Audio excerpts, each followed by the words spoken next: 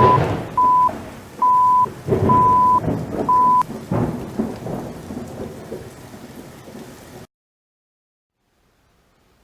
everyone, Hydra Hut here, and this is Drifters. This is by Kota Hirano. This one I'm sure I'm pronouncing wrong. If the name doesn't sound familiar, he's the guy who does the Hellsing manga. All the Hellsing animes are based off of his stuff. You can really tell by just the artwork, especially when he gets into the shading and whatnot. And if you watch the Drifters anime, it's extremely obvious that it's by the same company that does Hellsing. Drifters is a trip. It's a little bit different. If you haven't seen the anime, it's well worth watching. I'd say freaking read it though. I really like the manga so far. I've got 5 volumes. Haven't read through them all yet. The manga goes a lot longer than the series, or than the anime series. The anime series only went 1 season. Don't know why, it was entertaining. Well done. But anyway, this is by Dark Horse. It is $13.99 per volume. One complaint I have is that Dark Horse kind of, I don't know why, but they like tone down. Oh, okay, I see why. They tone down the swearing. Like, there's a lot of violence in this book. It is brutal. The main character is just basically a Japanese headhunter. Is constantly trying to cut people's heads off for glory. It's pretty great. But they toned down the swearing, and I see now it's because they wanted this to be 13 plus. And I imagine, I guess our 13-year-olds can't handle swearing like Japanese 13-year-olds can. But apart from that, I really like it. So let's take a look. Oh yeah, I'll go ahead and tell you a little bit about what's going on the inside. AD 1600, the final battle to control Japan's future is being waged. Shimazu Toyohisa sets his sights on the opposing general's head in an all-out assault on enemy forces. On the edge of death, a door to another world opens and swallows Shimazu. He awakens in a place that is not here, in a time that is not now, where the strongest samurai from the period of warring provinces in Japan are brought to a new world of war where elves, dragons, goblins, and other warrior drifters snatched from Earth's history are used to... Man, do they use any sentences in this? This is a long sentence. Anyway, essentially a whole bunch of famous figures throughout history get pulled into a war that's happening in another... I guess you could call it a dimension like they do. There are 2 divine beings, essentially, who are bringing these 2 different groups in. You have the Ins and you have the Drifters. The Drifters are technically the good guys. That's where our boy Toyohisa is, and he is a brutal badass. And then you have the Ins. They are bad guys. The M's are made up of some famous figures as well. It's very recognizable ones, albeit they took some leeway on the character design, which I'm fine with. I'm sure they did with everybody. I feel like there's one kid.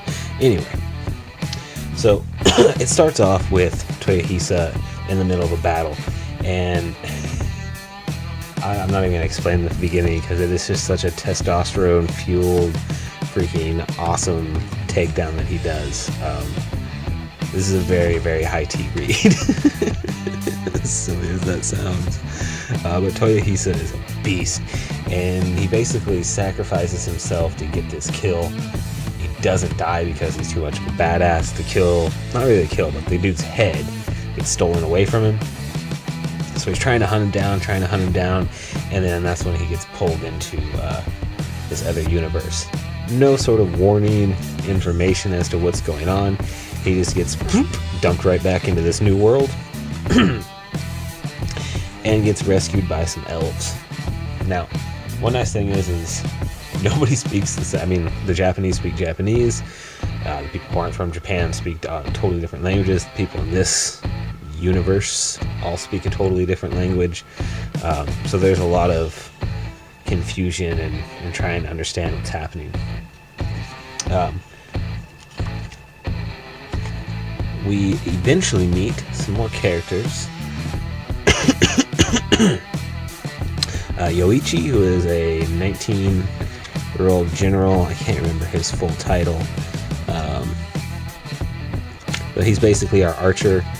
A lot of kind of trap humor with him because he's a pretty boy and he's only 19. Pretty funny. One of my favorite characters, though, is Oda Nobunaga, who is a extremely famous historical figure in Japan, and he's freaking hilarious in this series. The art, as you can see, I mean, this is what you're expecting from, or what you can expect from it. I personally really like it. It took a little bit of getting used to because they do a lot of like heavy blacks and stuff. But if you've read Hellsing, then I'm sure you're going to be used to this style of art. So if not, it's not something that's like hard to get used to. And I really do dig his like heavy use of darks with the bright eyes for effect. That's something that's really used in his animes. But the story itself is really good. It's really well written. It's very fun. It's very, very, very violent. My only complaint is some of the translations aren't totally accurate, especially ones where there should be swearing. Like there's a Japanese fighter pilot, and they really kind of screw up his dialogue by changing some of his swear words to more PC stuff. But highly recommend this series. If you haven't checked it out, definitely do. And you know, if you're not really into reading for whatever reason, but you still watch this channel, then by all means check out the anime. It's very fun. It's enjoyable. It's got a dub, so you don't have to read subtitles or anything difficult like that. But by all means, check it out. Please don't read a scan. If you're gonna read it, buy it. It's really not that expensive. You can even get it for sale digitally pretty cheap. But I mean, like, this was like $9 off of rightstuffanime.com. Maybe even a little bit cheaper. So you can find them for a lot less than the cover price. It's not hard. You don't have to steal it. Anyway, thank you for watching. Y'all hyder, baby.